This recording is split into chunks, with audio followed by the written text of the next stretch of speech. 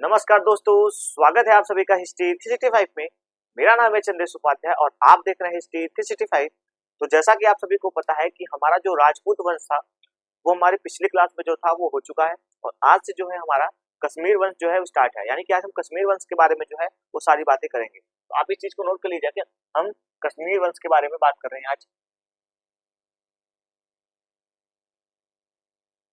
कश्मीर के राजवंश, आज हम कश्मीर के बारे में जो है वो बात करेंगे।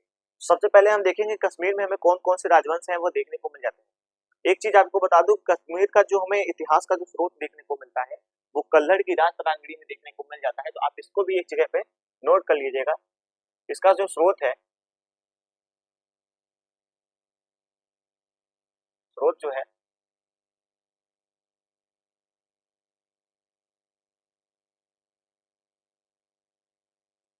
स्रोत जो है वो हमें कल्हड़ की राज तरांगड़ी में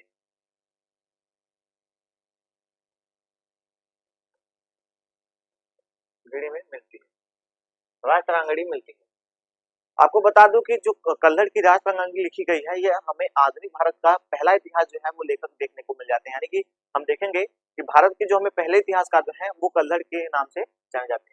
तो इस चीज को भी आप नोट कर लीजिएगा। अगर आपसे पूछा जाए कि भारत के जो पहले कह सकते हैं कि इतिहासकार हैं उनका नाम क्या है, तो वो हमारे कल्हड़ हैं, जिन्होंने पहली बार जो है वो पूरा जो है इतिहास लिखने का जो है वो कार्य किया था। इनकी पुस्तक का नाम है राज तरांगड़ी।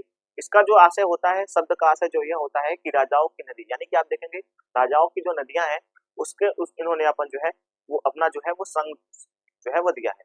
इस प्रकार से हम आज देखेंगे। सबसे पहले हम देखेंगे कि जो कश्मीर वंश है उसमें हमें कौन सी जो है कह सकते हैं कि कौन सी हमें उसमें पहला जो राजवंश है वो देखने को मिलता है। तो सबसे पहले हम देखेंगे कि हमें एक काकोट वंश जो है वो देखने को मिलता है। यानी कि आप देखेंगे काकोट वंश जो है वो हमें इस वंश का पहला वंश देखने को मिलता है, कारकोट वंश। कारकोट वंश जो है वो इस वंश का हमें पहला वंश जो है वो देखने को मिल जाता है। अब हम देखेंगे इसके संस्थापक कौन थे। तो अगर हम संस्थापक की बात करें तो हमें इसमें एक कह सकते हैं कि नाम जो है वो बहुत महत्वपूर्ण देखने को मिलता है, जिनका नाम है दुर्लभ वर्मन। यानी कि आप देखेंगे जो दुर्लभ वर्मन है,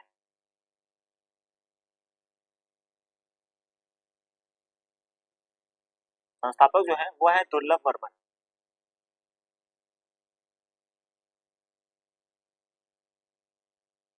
दुर्लभ वर्मन जो है वो इस वंश के संस्थापक हैं, हमें देखने को मिल जाते हैं। तो वर्धन जो है दुर्लभ वर्धन है जो इस वंश के हमें संस्थापक के रूप में देखने को मिल जाते हैं।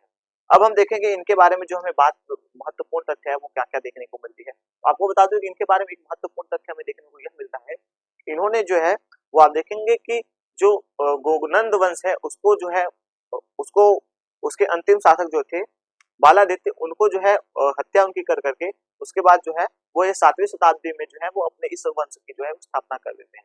तो यानी कि इन्होंने, आप इस बात को नोट कर लीजिएगा, इन्होंने गोनंद वंश के गोनंद वंश के अंतिम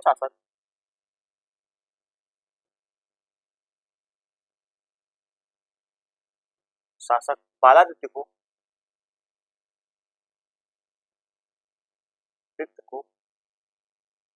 मारकर मारकर 7वीं सदी में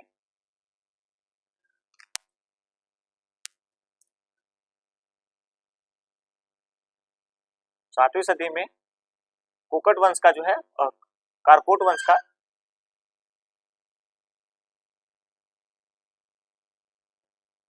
कोट वंश का स्थापना की,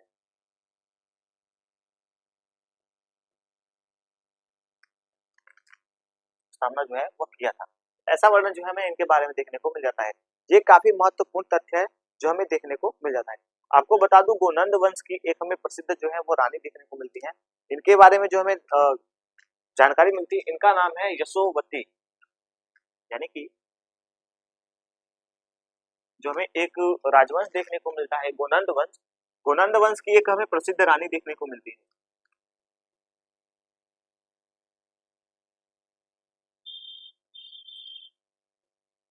प्रसिद्ध रानी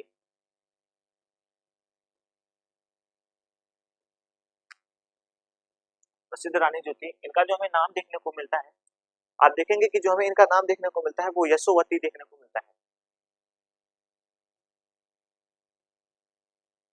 यशोवती, हसीवती थी।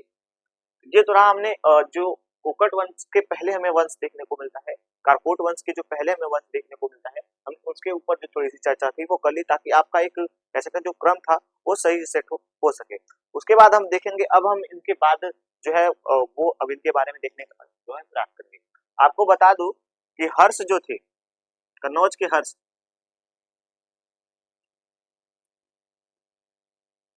कन्नौज के हर्ष हर्ष इनके समकालीन थे।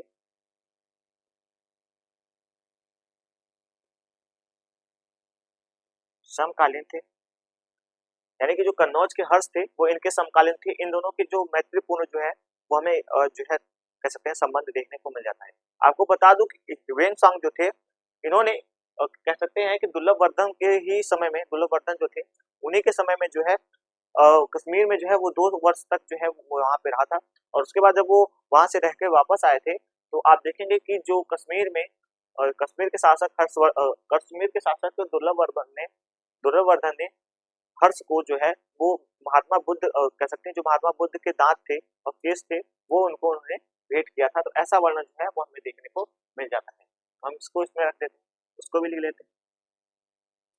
इसी के समय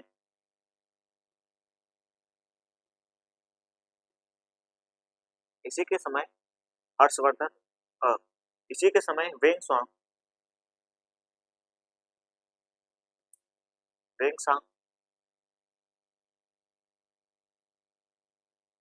कश्मीर के पलवरपुर, यानी कि आप एक जगह का नाम देखेंगे, वहां पे हमें एक नाम देखने को मिल जाता है पलवरपुर। पलवरपुर में परवरपुर में 2 वर्ष तक 2 वर्ष तक रहा था।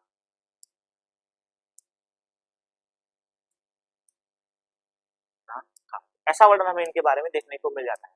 एक बात और आपको बता दूं, दुर्लभवर्धन ने कश्मीर में रखे हुए बुद्ध के दांतों का जो है बुद्ध के दांतों को जो है वो हर्ष को लाकर भेंट दिया था। इसको भी आप नोट कर लीजिएगा कि दुर्लभवर्धन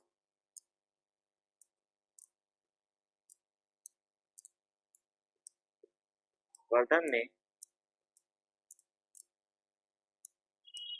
कश्मीर के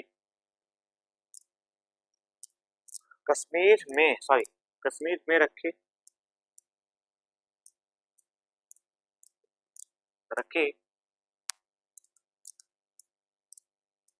बुद्ध के दांतों को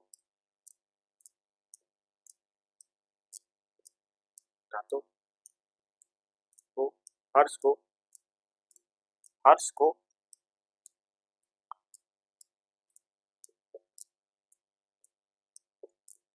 भेंट दिया था। ठीक है? हाँ, ऐसा वर्णन जो है हमें इनके बारे में देखने को मिल जाता है कि इन्होंने हर्ष को जो है वो जो महात्मा बुद्ध की रखी हुई जो कश्मीर में उनके दांत रखे हुए थे, उसको जो है इन्होंने भेंट स्वरूप इनको हर्ष को जो है वो दे दिया था। तो ऐसा वर्णन हमें इनके बारे में देखने को मिल जाता है। एक बात और आपको बता दूं कि हर्षवर्धन का जो उत्तराधिकारी था वो दुर्लभ, इनके बाद जो हमें उत्तराधिकारी देखने को मिलता है वो दुर्लभ देखने को मिलता है, जिसने प्रतापादित्य की जो है उपाधि धारण की थी। तो आप इस चीज को भी नोट कर लीजिएगा, या फिर आप कहिए तो मैं इसको जो है वो नोट कर देता हूँ। और उसने प्रतापपुर नामक एक नगर को बसाया था। तो यहाँ पे मैं उसको भी लिख देता हूँ ताकि आपको जो है वो समझ में आए।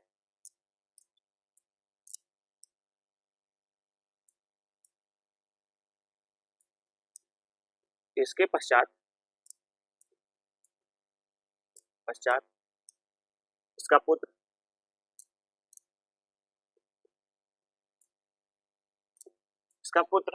इसका पुत्र हमें देखने को मिलता है, इसका जो हमें नाम देखने को मिलता है वो है दुर्लभक। दुर्लभक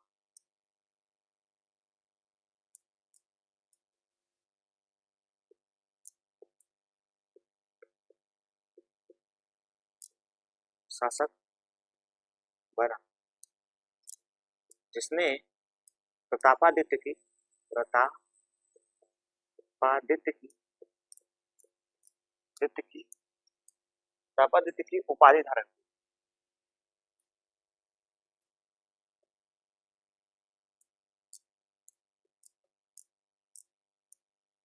की धारण की तो ऐसा वर्णन जो है हमें देखने को मिल जाता है। इस प्रकार से हम देखेंगे कि आगे जो है वो हमें इसी प्रकार से जो है वर्णन देखने को मिलता है। इसके प्रकार आप देखेंगे कि इसमें हमें क्रमशः जो 3-4 शासक हैं उनके नाम भी जो है वो देखने को मिल जाते हैं।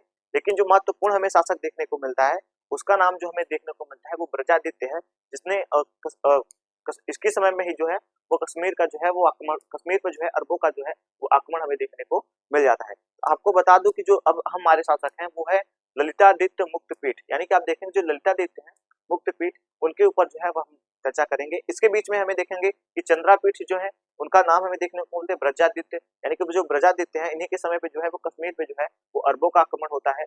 और उसके बाद आप देखेंगे तारापीठ है जिनका नाम हमें देखने को मिलता है उदयदित्य, यानी कि उदयदित्य जो है उनके समय उनके बाद जो है उदयदित्य जो है शासक बनते हैं। उसके बाद आप देखेंगे मुक्तापीठ है जिनका नाम में ललितादित्य देखने को मिल जाता है। इस प्रकार से हमें इनके बारे में जो क्रमशः शासक देखने को मिलते हैं। उसके बाद आपको बता दूं कि ब्रजादित्य वही शासक थे जिन्होंने कह सकते हैं कि जिन्होंने जिनके समय में अरबों का आक्रमण कश्मीर पे होता है, ऐसा वर्णन हमें इनके बारे में देखने को मिल जाता है। तो आपको इस बात अब देखेंगे कि इनके बाद जो है हमारे जो शासक हुए हैं, यानी कि हमको जो शासक के रूप में देखने को मिलते हैं उनके बारे में हम देखेंगे। तो उनका जो जो समय है ललितादित्य मुक्तपीठ, यानी कि अब देखेंगे ललितादित्य मुक्तपीठ।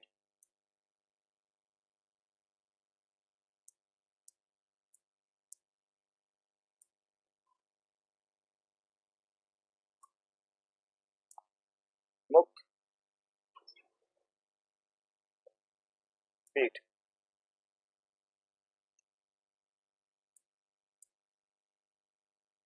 ललितादित्य मुक्तपीठ, इनका जो हमें टाइम पीरियड देखने को मिलता है वो 724 से लेकर के 760 ईस्वी तक का देखने को मिलता है, यानी 724 से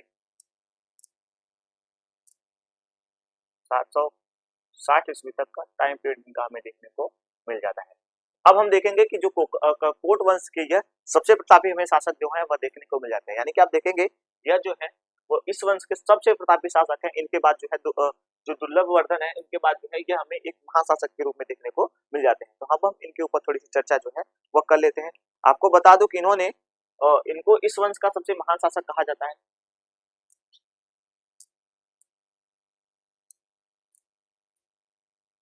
यह कारकोट वंश के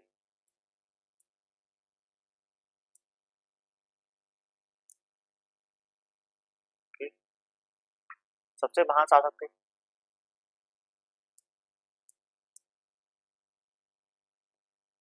महान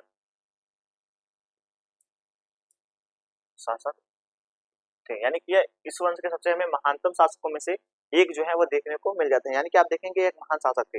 इन्होंने निर्माण जो है वो काफी किया था, इन्होंने अपने समय में निर्माण करवाया था, काफी ज्यादा इन्होंने निर्माण कार्य जो है करवाया था।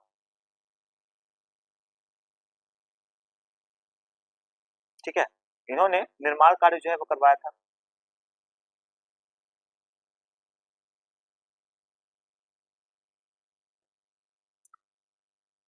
इन्होंने दो निर्माण जो है इनका सबसे महत्वपूर्ण हमें देखने को मिल जाता है। तो आप इसको जो है वो नोट कर लीजिएगा। इनका जो हमें निर्माण देखने को मिलता है वो परिहार परिहारपुर परिहारपुर देखने को मिलता है। उसके बाद आप देखेंगे परिहारपुर में इनका एक हमें महत्वपूर्ण जो है परसपुर। उसके बाद आप देखेंगे सूर्य मंदिर जो है इन्होंने इसका निर्माण जो है वो करवाया था। मानदंड में सूर्य मंदिर का निर्माण किया है।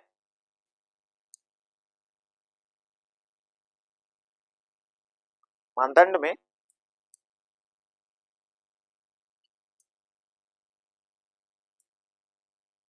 मानदंड में सूर्य मंदिर मंदिर का निर्माण इन्होंने करवाया है। ऐसा वर्णन हमें इनके बारे में जो है वो देखने को मिल जाता है। आपको बता दूं कि यह जो है वो यशोवर्मन के साथ जो है मिल करके इन्होंने जो है एक युद्ध लड़ा था, जिसमें तिब्बतियों को इन्होंने हराया था। तो ऐसा वर्णन हमें देखने को मिल जाता है कि इन्होंने यशोवर्मन के साथ मिल करके इन्होंने कन्नौज शासक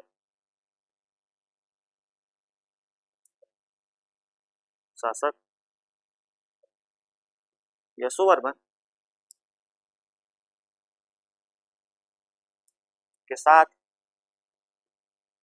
मिलकर मिलकर कर तिब्बतियों से युद्ध लड़ा था। तिब्बतियों को हराया था। ये काफी महत्वपूर्ण इनके जीवन की हमें एक कह सकते हैं महत्वपूर्ण कह सकते हैं युद्ध का जो अभियान है वो हमें देखने को मिल जाता है कि इन्होंने तिब्बत के साथ जो है वो युद्ध लड़ा है, ये काफी महत्वपूर्ण है। उसके बाद आपको बता दूं कि 733 ईस्वी में इन्होंने चीन में एक दूत मंडल जो है अपना भेजा था। 733 ईस्वी में इन्होंने अपना दूत मंडल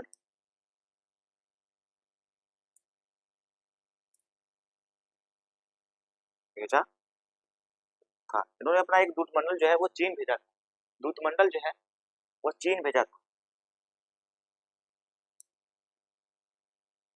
चीन भेजा। ऐसा वर्णन जो है हमें इनके बारे में देखने को मिलता है कि इन्होंने चीन में जो है अपना दूत मंडल एक महत्वपूर्ण जो दूत मंडल का कह सकते हैं व्यापारिक केंद्र था उसको इन्होंने भेजा हुआ था। उसके बाद आपको बता दूं कि इन्होंने एक अपना जो है एक अभियान किया था जिसका नाम है त्रिवर्षीय अभियान। त्रिवर्षीय अभियान में इन्होंने जो है वो 5 सरदारों को जो है हराया था। यानी कि आप देखेंगे गौड़ देश के जो 5 में सरदार देखने को मिलते हैं उनको इन्होंने हराया था। इसको आप नोट कर लीजिएगा। इन्होंने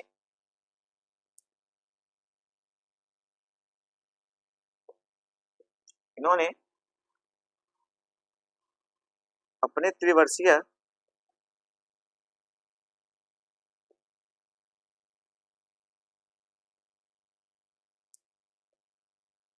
यान त्रिवर्षीय अभियान में गौड़ देश के 5 सरदारों को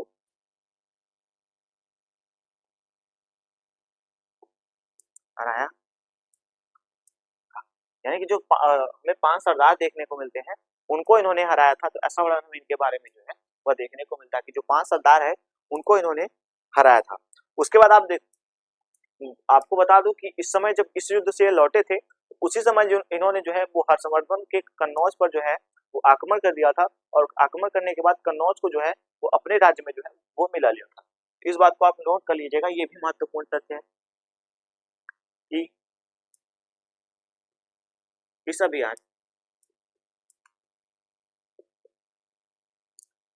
से लौटते समय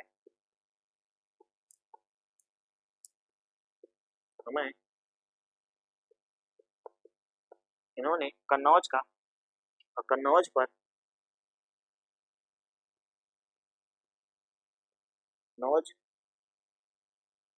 यशोवर्मन और कन्नौज पर जो है आप कन्नौज से समझ लीजिएगा कि यशोवर्मन की बात मैं कर रहा हूँ। तो यशोवर्मन के जो है ऊपर इन्होंने आक्रमण कर दिया था।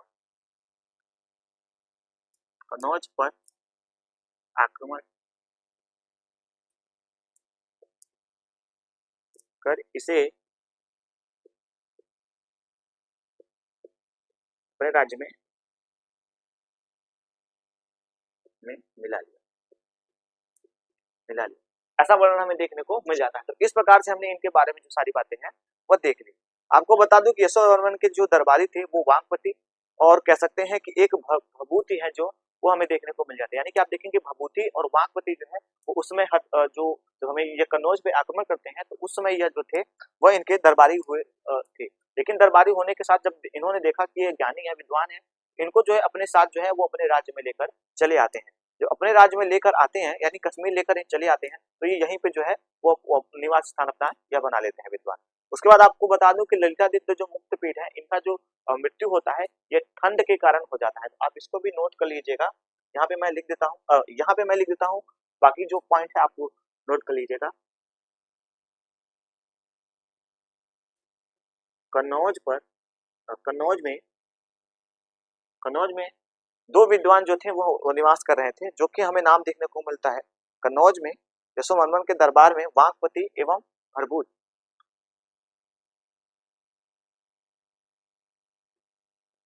यशोवर्मन के दरबारी दरबारी वाकपति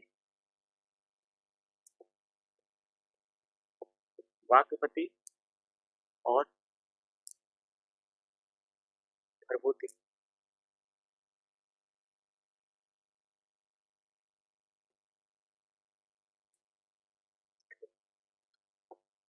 इनको ही यशोवर्मन पे आक्रमण करने के बाद जब कन्नौज पे उनको हरा दिया था, तो हराने के बाद वाकपति ने इनको जो है ललितादित्य ने इनको जो है वो अपने राज्य में जो है वो लाके जो है वो बसा दिया था। ऐसा वर्णन हमें इनके बारे में देखने को मिल जाता है। उसके बाद आप देखेंगे इनकी मृत्यु जो है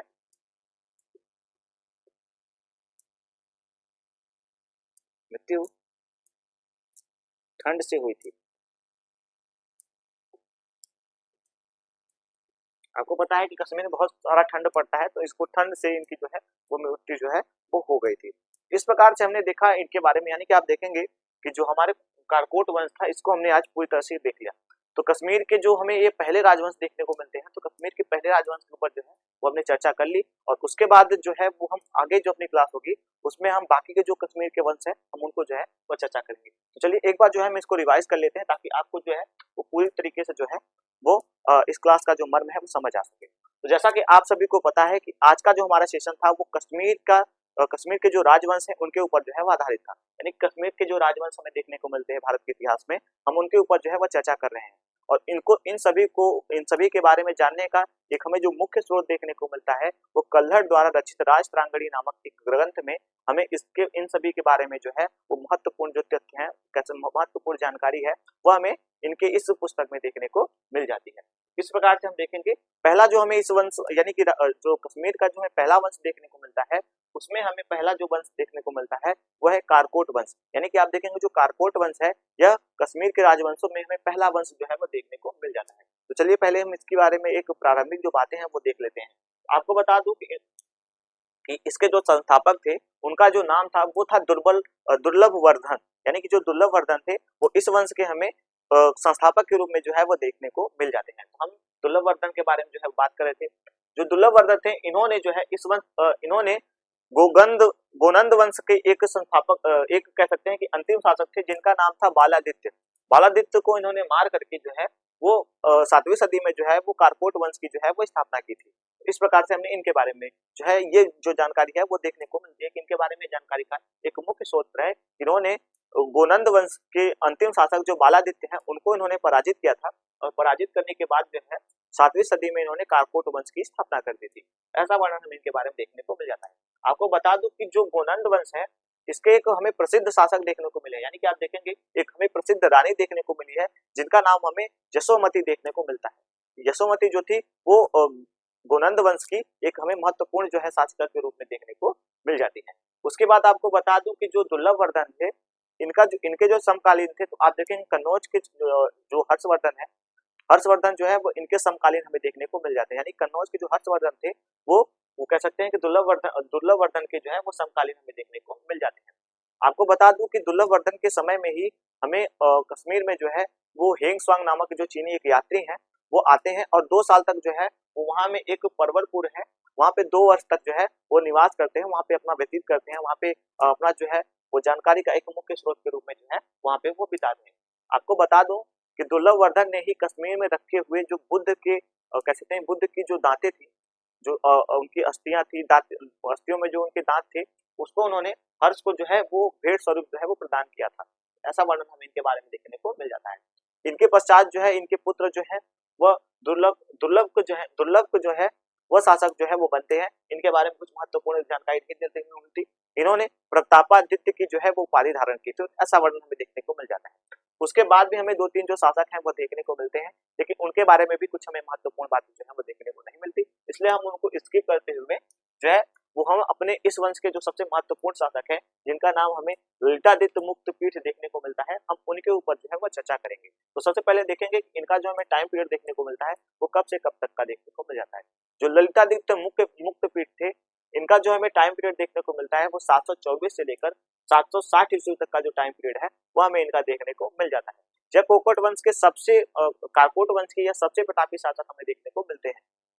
इनको इस वंश का कह सकते हैं कि वास्तविक संस्थापक भी कह सकते हैं, क्योंकि इन्होंने काफी जो निर्माण कार्य है वो अपने शासन में किया था। आपको बता दूं कि इन्होंने पहियापुर में, आप देखेंगे पहियापुर में जो है एक परपोर नामक एक जगह पे इन्होंने एक स्थापना की थी। उसके बाद इन्होंने मांडंड में इन्होंने सूर्य मंदिर का जो है वो निर्माण करवाया था। ऐसा वर्णन हमें इनके बारे में देखने को मिल जाता है। इन्होंने कन्नौज के शासक जो यशोवर्मन थे, यानी कि आप देखेंगे कि यशोवर्मन है, उनके साथ मिलकर इन्होंने तिब्बत पे जो है वो आक्रमण किया था और तिब्बतियों को जो है वो हराया था। ऐसा भी वर्णन हमें देखने को मिल जाता है। इनका एक महत्वपूर्ण हमें अभियान जो है वो देखने को मिल जाता है। समझ में कीजिएगा, एक पॉइंट जो था वो यह था कि 733 ईस्वी में इन्होंने जो है वो अपना चीन में एक दूत मंडल जो था उसको भेजा था, यानी कि 733 में इन्होंने अपना दूत मंडल जो है वो चीन भेजा था। ऐसा वर्णन हमें इनके बारे में देखने को मिल जाता है।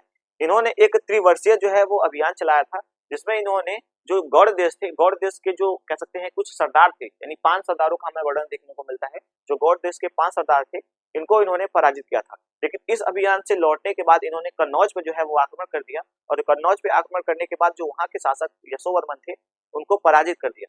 उनको पराजित करके उनके राज्य को जो है वो अपने राज्य में जो है वह मिला लिया। यानी कि आप देखें कन्नौज पे जो है वो ललितादित्य मुक्तपीठ ने अपना जो है वो अपना राज्य स्थापित कर लिया था। ऐसा वर्णन हमें इनके बारे में देखने को मिल जाता है। इसके बाद आपको बता दूं कि यहीं पे जो कन्नौज में ही जो यशोवर्मन थे, उनके दरबारी जो हमें जो राज दरबारी कवि जो है वह देखने को मिलते हैं, जिनका नाम हमें देखने को मिलता है बांकपति और भरभूति। यानी कि भवभूति जो थे और बांकपति जो थे वो इनके जो है दरबारी थे, और इनको जो कह सकते हैं कि मुक्तपीठ ने उठा करके, यानी कि जो ललितादित्य मुक्तपीठ है, इन्होंने इनको यहाँ से कन्नौज से उठा करके इनको कश्मीर लेकर जाते हैं और इनको अपने राज्य में जो है वो स्थापित कर देते हैं। ऐसा वर्णन जो है हमें इनके बारे में देखने को मिल जाता है। एक बात और बता दूं कि जो ललितादित्य मुक्तपीठ है, इनकी जो मृत्यु हुई थी वो कश्मीर में अधिकतर ठंड पड़ने के कारण इनकी मृत्यु जो है हुई थी, यानी कि ठंड के कारण इनकी मृत्यु जो है वो हमें देखने को मिल जाती है। इस प्रकार से आज हमने जो है वो कश्मीर राजवंश में, कश्मीर के जो राजवंश थे उनका जो पहला एक हमें वंश देखने को मिलता है कारकोट वंश, हमने उसके बारे में जो है वो पूरी जानकारी जो है वो प्राप्त कर ली। यानी कि हमने उसके बारे में जो महत्वपूर्ण तथ्य थे उनके बारे में जो है वो बात कर ली। अब हमारा जो नेक्स्ट क्लास होगा वो इस वंश के अगले शासक जो है, अगले वंश जो है वो उत्पल वंश, उसके ऊपर जो है वो हम चर्चा करेंगे। यानी कि इसके बाद जो है हम उत्पल वंश के बारे में जो चर्चा करेंगे। इससे पहले की जो हमारी क्लास हुई थी वो राजपूत वंश के ऊपर आधारित थी। हमने राजपूत वंश के सभी वंशजों के बारे में जो है वो पूरी तरीके से जो है वो अपनी क्लास देख ली है। अगर आपने उस क्लास को नहीं देखा है तो राजपूत वंश को जाके देख ले, मैंने एक अलग से जो है वो प्ले लिस्ट बना रखी है, और आपको इस सभी क्लासों का जो लिंक है वो मेरी टेलीग्राम चैनल पे आपको मिल जाएगा। आप चाहें तो जाके वहां से जो है इसको ले सकते हैं। तो आपको ये क्लास कैसी लगी कमेंट सेक्शन में जरूर बताइएगा, और अगर आपके कोई भी क्वेश्चन, कोई भी डाउट्स इस मेरी क्लास से हो तो आप जरूर अपना जो है वो क्वेश्चन जो है वो कमेंट सेक्शन में पूछ सकते हैं। मैं उसका भरसक प्रयास करूंगा आपको उत्तर देने का। तो आज की क्लास को हम यहीं तक रखते हैं, मिलते हैं अपने नेक्स्ट क्लास में, चलते हैं, तब तक के लिए जय हिंद।